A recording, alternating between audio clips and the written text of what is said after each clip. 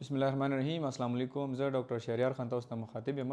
زه کنسلټنټ کارډیالوجیسټ یم او د ډیرو خلکو دا غوښتنه و چې په ایکوکارډیوګرافي باندې خبرې وکړو. نو دا یو پوره لیکچر سیریز به وي ځکه دا په یو لیکچر کې کور کیږي. نو په دې کې به ډیر ایکو ټیکنالوژیسټ هم زما هیلپ کوي. په هغې کې به آفاق به وي، حمزه به وي، داسې نور زما ملګري فواد به وي. نو نن در سره د ماشین باره کې او د دې په بیسکس باره کې خبره کوم چې د ایکو څه کنسپټ وي او د دې بیسکس دي. زما په لاس کې چې تاسو ته ښکاري دي ته پروب وي، د فیزډ ارې کارډیک پروب وي، د ټرانسډیوسر هم وي په کتابونو کې. او په دې کې دا یو نښه وي، دا نښه هلته تاسو ته په سکرین کې د پی دلته تاسو ته څنګه پی ښکاري یا وي یا ډاټ لګېدلی وي، نو دا د هغې سره کوریلیټ کیږي. د دې اصل کې دا مطلب وي چې کوم ارګن دې نښې ته مخامخ وي دې ته موږ ډاټ یا مارکر وایو، نو هغه په سکرین کې به تاسو ته هغه دې طرف ته ښکاري. او چونکې دا پروب دی، دا په سرمنې د پاسه پروت وي، لکه د زړه د پاسه په سرمنه باندې پروت وي. نو کوم شی چې دې ته نږدې وي نو مطلب دا چې هغه بره دی، سرمنې ته همدومره نږدې دی، انټیریر دی، هغه به تاسو ته په هغه حساب سره دې نښې سره ښکاري. نو چې کله ته دا پروب د زړه د سټرکچرز متعلق مخکې وروسته کې چې تا ته کوم ښکاره شي نو هغه به ته دې ځایونو کې ګوري. ښه، د ایکو ماشین چې کوم دی ټیکنالوژي داسې وي، دا دې وخت کې فلیپس ماشین دی LCD والا. د دې کنسپټ داسې وي چې دا ساوند ویوز امیټ کوي. په دې کې پروب کې دننه کرسټلز لګېدلي وي او دا یو سوال هم د هغې ته پیزو الکتریک کرسټلز وایي. هغه کرسټل داسې وي چې کله بجلي دې ته راشي، لکه فرض کړه دا اوس د هغه ځای نه موږ په دې بټن باندې آن کړی دی او دې ته بجلي راځي، دا دلته موږ فریز کړی دی. فریز مطلب دا چې دې وخت کې دا کرسټلز په دې کې وایبریټ کېږي نه، دا په ځای ولاړ دي. کله چې دا موږ سټارټ کړو او د مریض په سرمنې د پاسه کیدو، نو په دې کې دا کرسټلز به وایبریشن شروع کړي. نو دا کرسټلز چې کله وایبریشن شروع کړي نو په دې کې دا کمال چې هغه د وایبریشنز په نتیجه کې ساوند ویوز د دې نه امیټ شي. هغه ساوند ویوز لاړ شي هلته کوم ارګن چې موږ سټډي کوو هغه هیټ کی او یا خو واپس ریفلیکټ شي یا هغه ابزورب کی یا سکیټر شي، اخوا دی خوا لاړ شي. نو په څه طریقه چې کوم واپس دې ته راشي هغه د دې نه واپس الکتریک انرژي جوړه کړي، هغه موږ ته بیا په سکرین باندې ښکاري. نو لکه دا بای ډایرکشنل وي، ساوند ویوز جوړوي، بیا هغه هلته چې کوم ارګن ټچ کی واپس راشي، واپس دې دا بیا تصویر هم جوړ کړي. نو دا د کرسټلز دا دغه وي. ساوند ویوز یاد ساتئ چې زموږ انساني غوږ چې کوم دی د 20 نه واله د 20,000 هرټز فریکوینسي، دا د هرټز د فریکوینسي یونټ دی، نو 20 نه واخله د 20,000 هرټز پورې موږ اورېدی شو. دې ته الټراساوند ځکه وایي چې دا د 20,000 نه بره دی.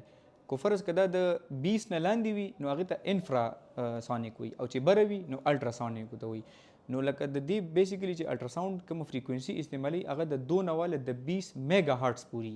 په یو میگا هرټ کې یاد ساتئ چې 10 لکه هرټز فریکوینسي وي، نو د دې فریکوینسي ډیره زیاته وي. د دې تاسو له زه یو آسان مثال داسې درکم.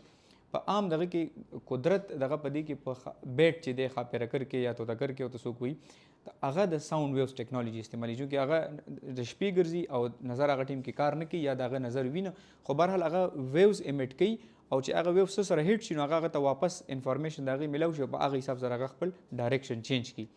نو په دې کې هم هغه ټیکنالوژي شوې ده چې بیسیکلی ساوند ویوز به ځي، هغه به ارګن هیټ کوي او د هغې نه موږ ته چې کوم انفارمیشن واپس راځي نو د هغې په صورت کې به کرسټلز دې خوا امیج جوړوي.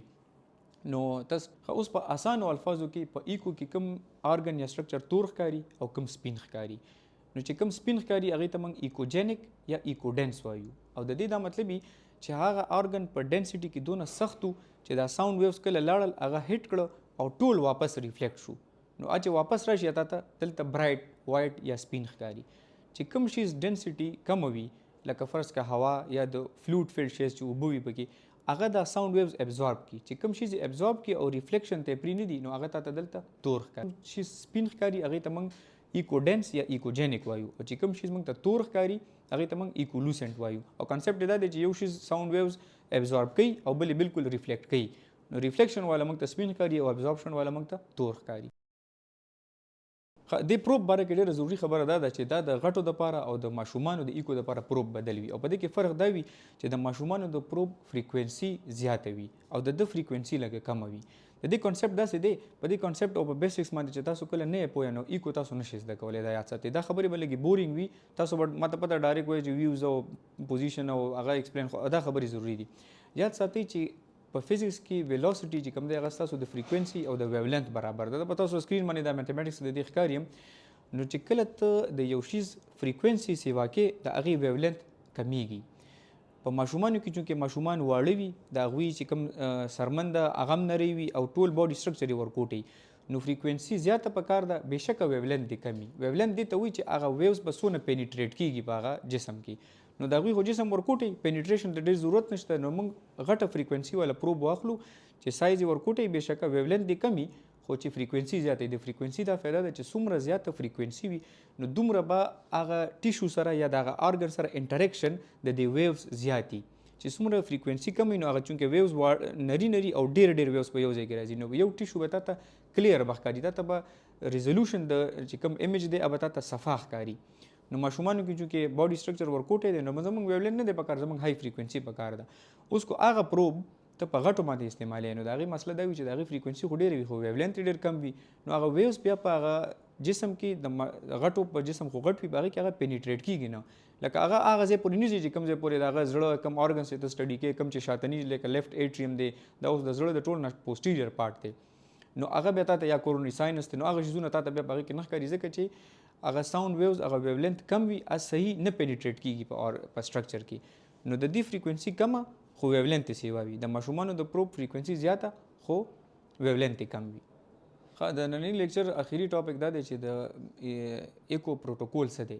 پروتوکول مطلب چې ایکو به ته چاته کوي. نو د ټول نه اول یاد ساتئ چې دا داسې یو ساوند روم چې هغه کې خاموشي وي لږه پکې تیارم جوړېدلی شي ځکه چې دا سکرین او دغه به تا ته بیا په هغې کې واضح ښکاري چې یو پرایویسي پکې وي ځکه چې د زنانه به پکې سینه ایکسپوز کېږي. هغې دپاره بیا دی کې موږ سره فیمیل ایکو ټیکنالوجسټ وي او فیمیل سټاف هم وي هغوی ولاړ وي هغوی پیشنټ تیار کړي او بیا هغه د پاسه کور کړي د هغه د مریض جسم د پاسه نه کور وي صرف د لاس په ترو چې کوم دی په دې پروب د هغه په سینه باندې یا په زړه باندې کې غوښتلي او د هغې نه تصویر جوړېږي. خو ایکو به چاته کې په دې باندې هسټري اچول چې د هغه مسله څه وه ځکه چې ایکو ټیکنالوجسټ ته پکار ده چې دا پته وي چې زه په ایکو کې هغه ته څه کتل دي. د کوم ډاکټري فایندنګز وي چې کوم تا ته په سټیتوسکوپ میلاو شوي وي یا فرض که ته پکې د زړه والونه ګوري. ګوره د زړه والو یو دې ته وایي چې کوم دروازې دي چې کوم یو چمبر نه بل چمبر د وینه مخکې وروسته په هغې کې ځي دغې ته ویلو وایي. یو والونه دیوالونه دي د زړه نو دیوالونه پکې ته ګوري ته پکې ویلوز ګوري کو ته پکې د وینې ډایرکشن ګوري کو ته پکې بیا د ویلوز چې کوم دي د دې لیک یا د دې تنګېدل ګوري کو ته پکې د پټې فنکشن ګوري کو ته پکې هغه ځای نه ګوري چې کوم د زړه نه بهر وینه یا اوبه دغه شي پیریکارډیل افیوژن ورته وایي. نو دا ټول شیزونه به چې ته ګوري نو پکار ده چې څه نه څه آیډیا مخکې نه ستا په ذهن کې وي چې زه به څه په ایکو کې کتل غواړم. دغسې د ماشومانو چې کوم پیدایشي د زړه د سورو مسلې وي نو دا په مختلف زاویو کې او په مختلف انګلو کې په مختلف ویوز کې صحیح ښکاري. لکه هر څه تا ته بس په دې یو تصویر کې نشي ښکاره کېدی. نو هغه شیز ته رسېدو دپاره پکار ده چې تا سره څه بیکګراوند نالج څه دغه وي چې یاره زه به څه ګورم پکې. بیا داسې یو کوچ پکار وي او که فرض که دې کې بله کمره دې سره شیر کېږي نو چې سکرین لګېدلی وي پرایویسي سکرین چې کوم مریض دلته په دې باندې سملي او مریض ته پرایویسي وي نو هغه بالکل کمفرټیبل سملي. کله مریض ته خپې لکه راجوختولي داسې ویوز چې په هغې کې هغه خپې بینډ کوي نو چې دا هر څه هغه ته بیا اویلیبل دي. ایکو نه مخکې پکار ده چې ای سی جي هم لازمي شوي وي ځکه چې په ای سی جي کې کو داسې فرق وي چې د هغې متعلق ایکو کې کتل وي نو ای سی جي اسانه باندې کېږي چې هغه مخکې شوي وي ته به په اسانه هغه په ایکو نه کې چې ته ایکو وکړې او بیا ای سی جي وګورې او بیا وایې چې اوس بیا ایکو کول غواړي نو دا ټولې خبرې پکې ډېرې زیاتې ضروري